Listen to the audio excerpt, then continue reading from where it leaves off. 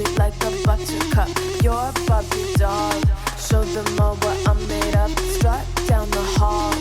Won't stop till I get enough. All right. Hey, everyone. Welcome back for another deep dive. Excited to be here. Today, we're going to be looking at Beyonce's just absolutely crazy, reign over the Grammys. I mean, she was already, a total powerhouse, right? Good. She already had the record for the most Grammy wins with 32. Right. But she just shattered the record for the most nominations, ever. It's unbelievable. So we're talking 99 nominations across, are you ready for this? 11 genres. Wow. 11. That's amazing. Even country and Americana. So wow, that's impressive. we're going to be diving deep into that today. The Grammys have been around since 1959. Yeah. And they're kind of like the big kahuna in the music world. You know what I mean? Right. It's all about recognizing that top-tier talent across a really huge range of musical styles. Mm-hmm. So to be nominated almost 100 times, Yeah. that's really a testament to just how incredible her career has been and just the impact that she's had. 99 nominations. It's wild. That's more than Jay-Z. Right. And just to kind of give you an idea of scale here, Yeah. most artists, don't even come close to half of that number in their entire careers. Exactly. So this is a really big deal. And she's not even just racking up nominations. Right. She's consistently being recognized for Album of the Year, which is, that's a huge one, right? yeah.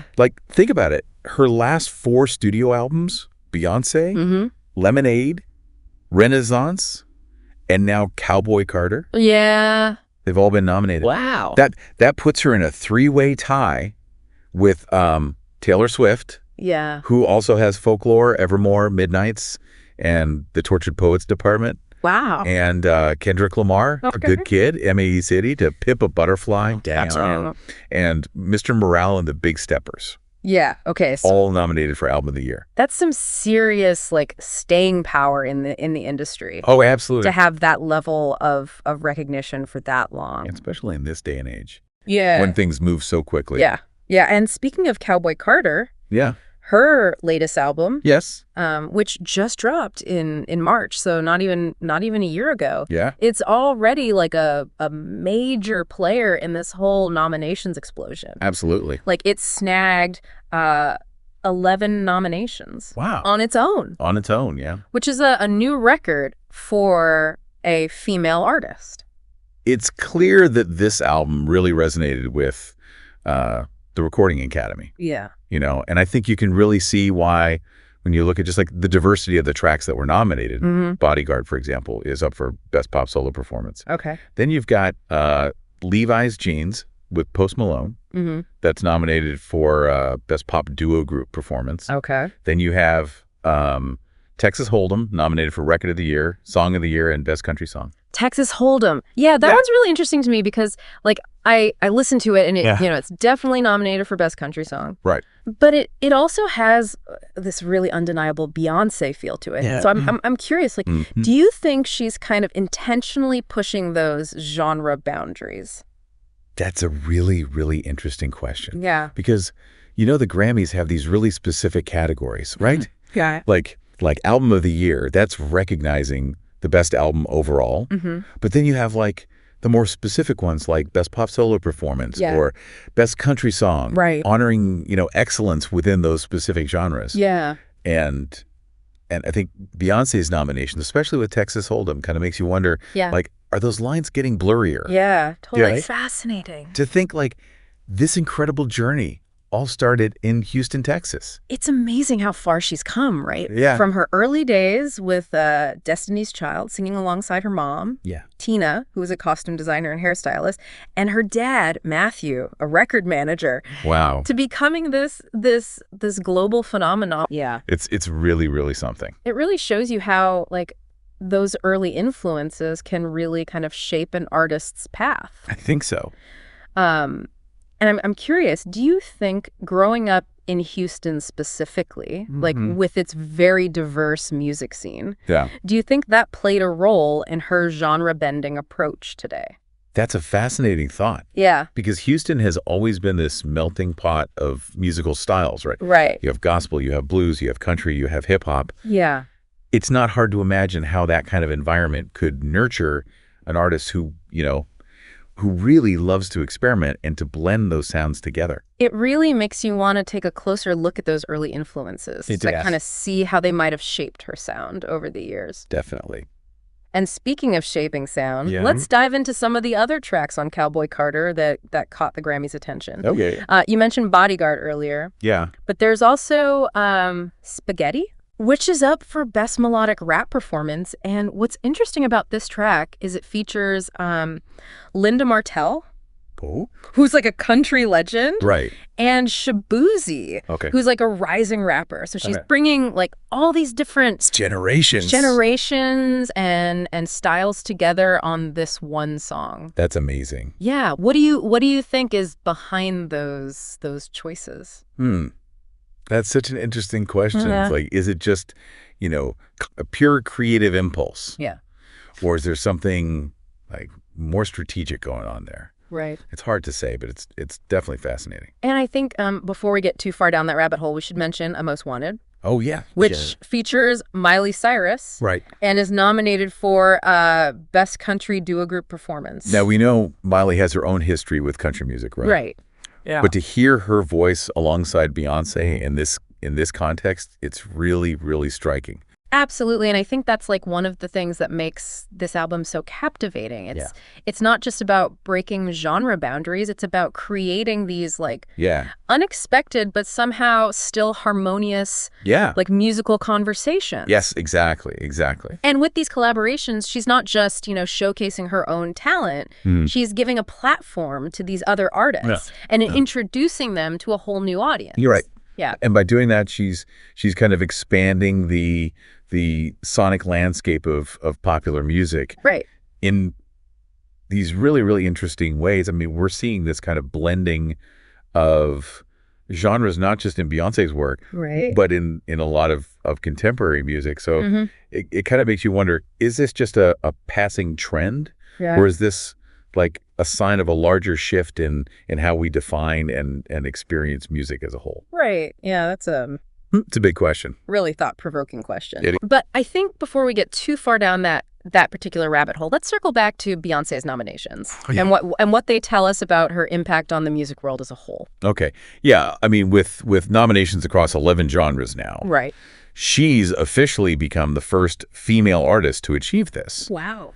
Which means she's surpassing icons like Janet Jackson and Dolly Parton. Okay. Who were both nominated across 10 genres.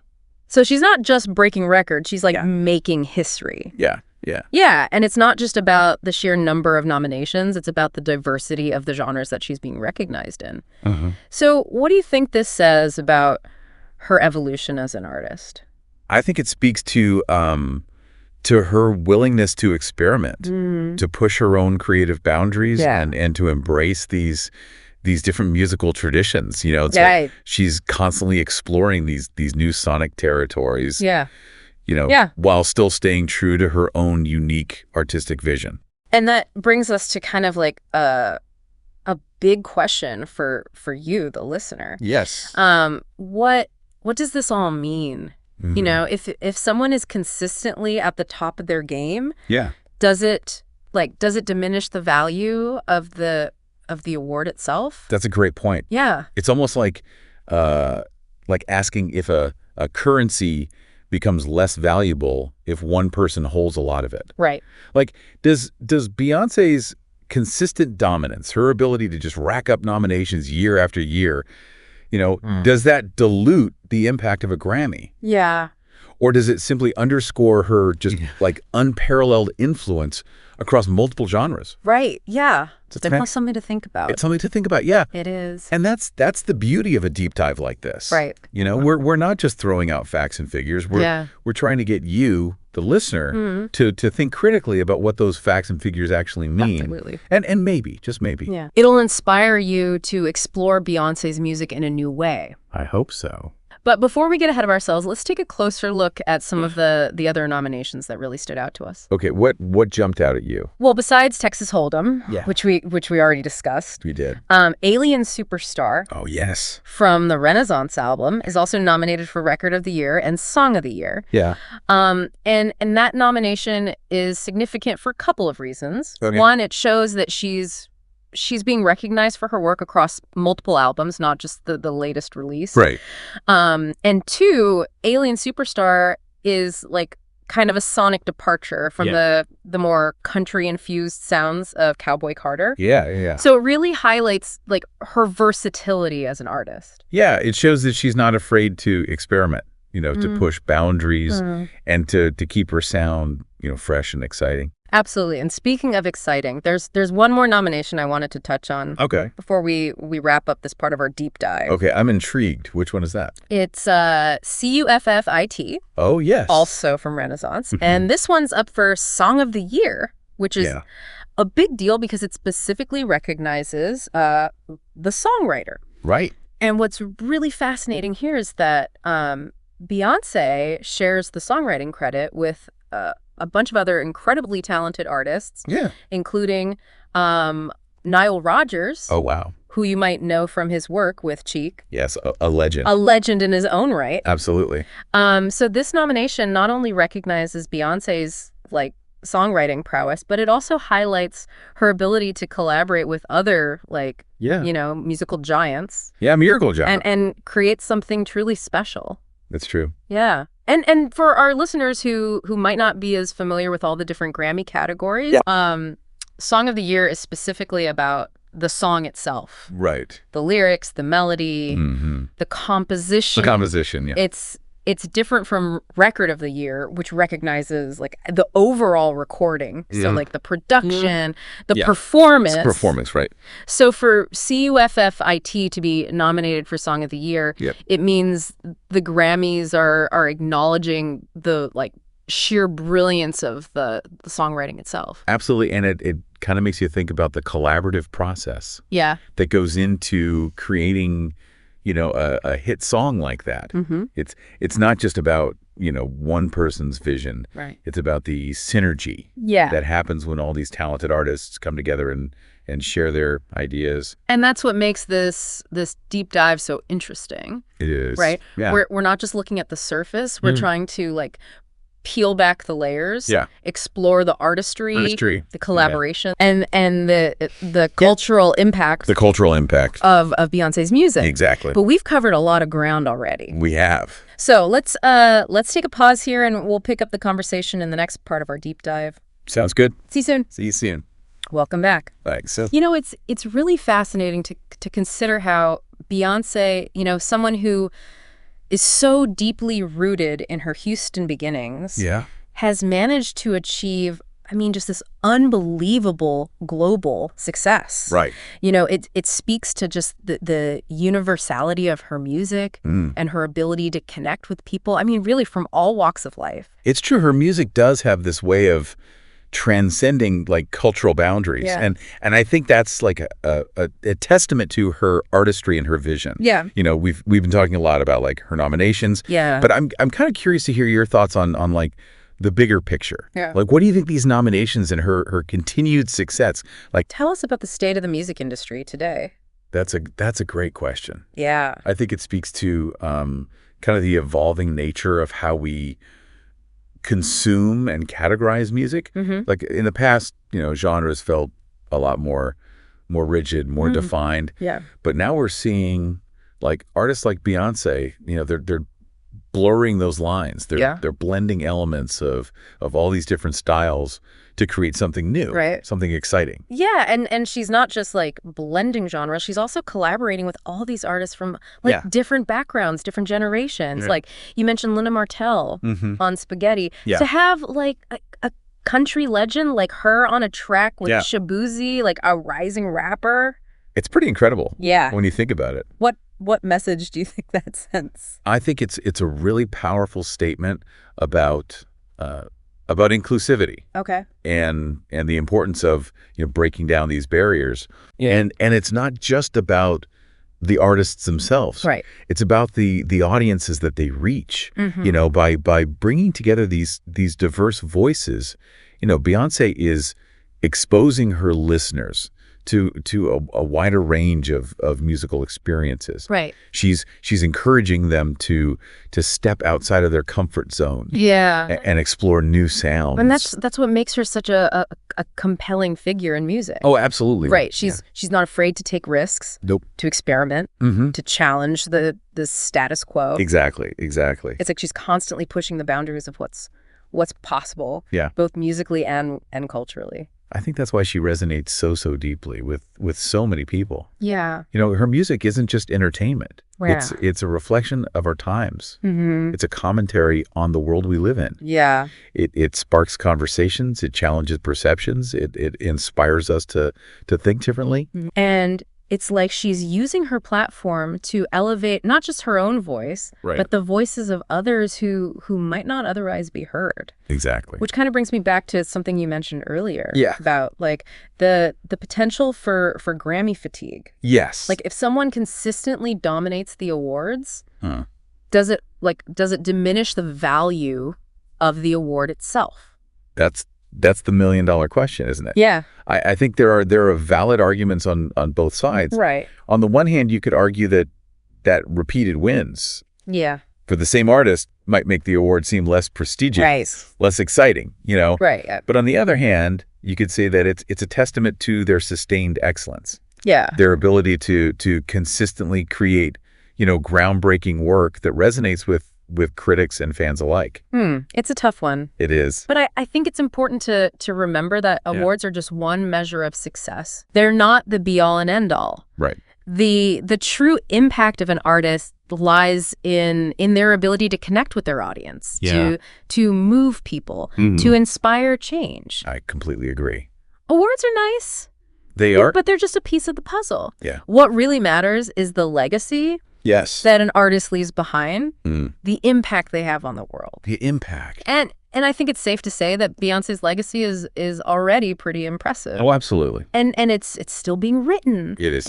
With each new album, each new collaboration, she continues to evolve and surprise us. Absolutely. And speaking of surprises, I wanted to circle back to the Tullo Most Wanted track. Yes. Featuring Miley Cyrus. Yes. Which is nominated for Best Country Duo Group Performance. Yeah. Which is interesting, considering Miley's own history with country music. It is interesting. What do you make of that pairing?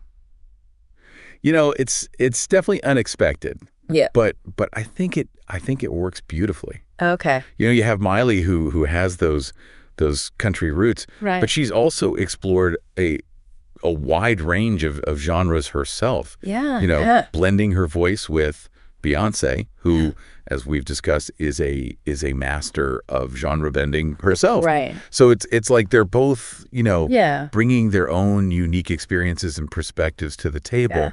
Yeah. And creating something that's just really fresh and exciting. Yeah. And it goes back to that idea of musical dialogue. Creating those unexpected conversations between different styles, different voices. It's challenging us as listeners to think about genre in a more fluid way. Right. To appreciate the nuances and the cross-pollination that's happening in music today. Yeah. It's interesting to think about how Beyoncé's approach to genre might influence the next generation of artists. Yeah. Do you think we'll see more artists embracing this kind of genre fluidity in the future? I think it's definitely a trend we're seeing more and more. Okay. Younger artists are growing up in a world where musical boundaries are becoming increasingly blurred. Right.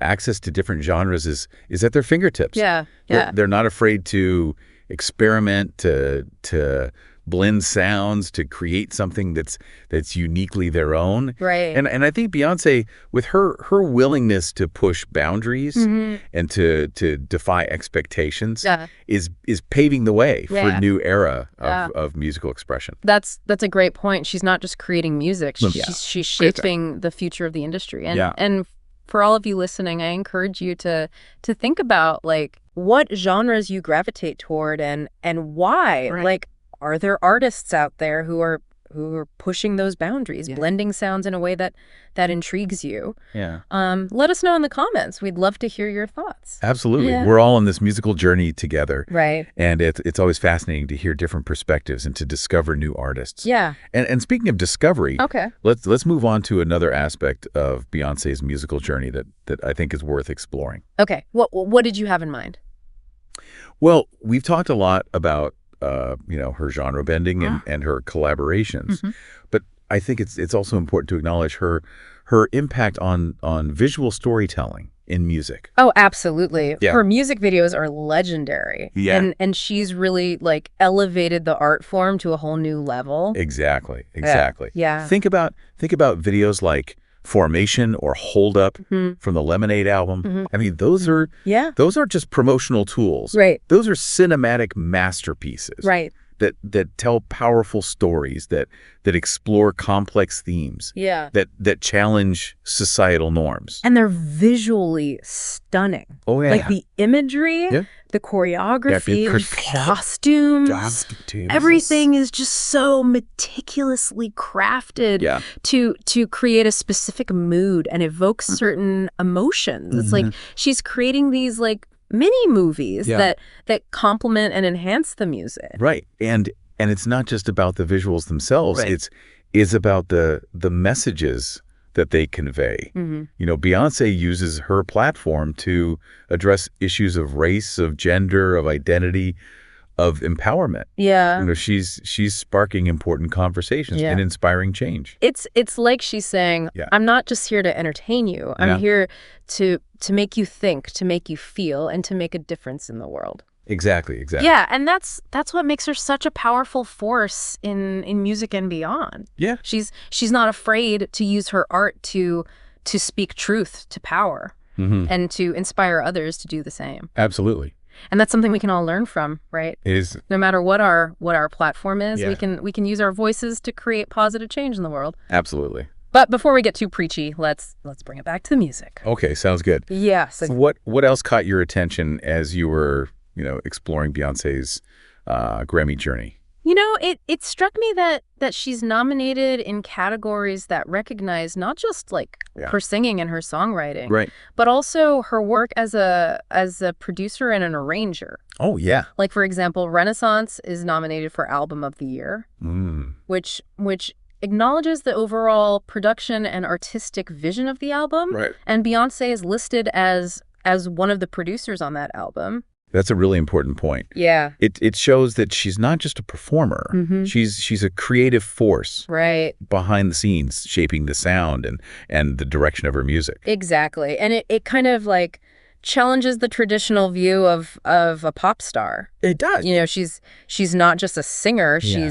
She's a businesswoman, a producer, a visionary. And that's something we're seeing more and more in the music industry. Yeah. You know, artists are taking more control over their careers, their creative output, their business ventures. Right. And they're using their platforms to advocate for themselves and for others. Absolutely. Yeah. It's an exciting time to be a music fan. Yeah.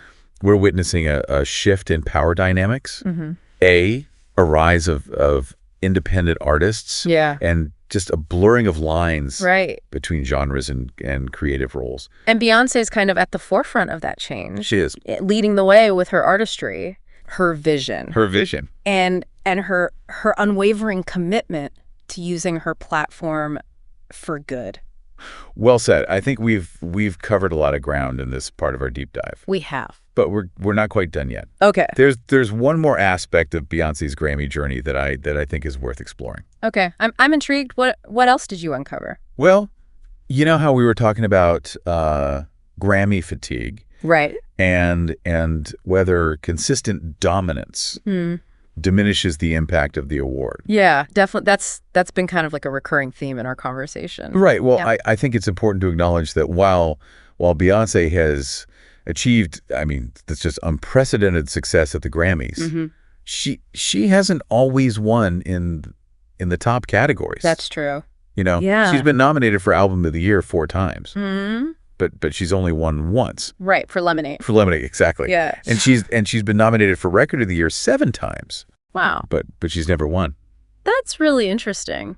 It is. So even though she's like a Grammy darling with more nominations than any other artist, there's still this element of unpredictability when it comes to those top awards. Absolutely. And I think that speaks to the subjective nature of art and the challenges of trying to quantify excellence. It also reminds us that awards are ultimately just one person's opinion, or in the case of the Grammys, the opinion of a voting committee. Right. And while those opinions hold weight in the industry, they don't define an artist's worth or their impact. Exactly. And I think that's an important message for our listeners. You know, don't get too caught up in the hype of awards shows. Focus on the music you love, the artists who inspire you, the stories that resonate with you. I couldn't agree more. Yeah. Awards are fleeting. Right. The power of music is eternal. Yeah. And with that inspiring thought, I think we've reached a natural stopping point for this part of our deep dive. Yes, I think we've covered a lot of ground. But don't worry, we'll be back soon to wrap up our exploration of Beyoncé's record-breaking Grammy reign and leave you with some final thoughts to ponder. We'll see you in part 3.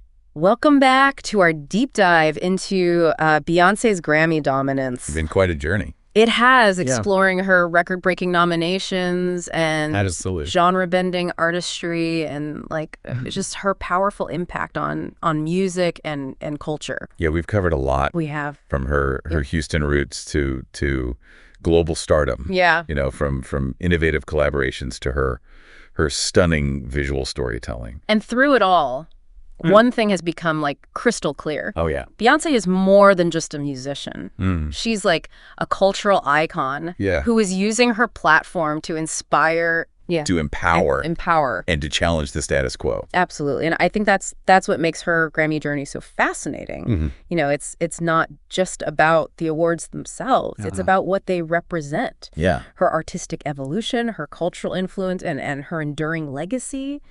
You know, as we've been talking, I've been thinking about how, her music has impacted me personally. Okay. There's this one song, Brown Skin Girl. Oh, yeah. From The Lion King, the Gift album, that just really resonated with me.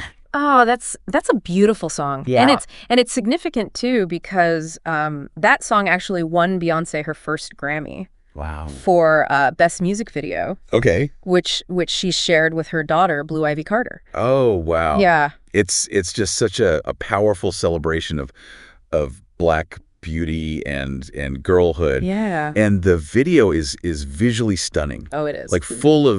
Full of rich imagery and symbolism. Yes, it's like a love letter to Black women and girls around the world. It really is. Yeah. And it's a perfect example of how Beyoncé uses her art to amplify marginalized voices and to celebrate diversity. Yes, and it's something that's woven throughout her work. Yeah. You know, from her early hits with Destiny's Child to her solo masterpieces. It's interesting to think about how her music has evolved over the years. Yeah. But there's always been this thread of empowerment and self-love running through it. Yeah, it's like she's encouraging us to embrace who we are, to celebrate our differences. Right. And to use our voices to make a difference in the world. And that's why she resonates so deeply with so many people across generations and cultures. Absolutely. Her music is a source of strength, inspiration, and joy. Yeah, and it's a reminder that we all have the power to create change, to challenge norms, and to make the world a more beautiful and inclusive place. Absolutely. You know, as we wrap up this deep dive, I keep coming back to that question of whether consistent success diminishes the value of an award.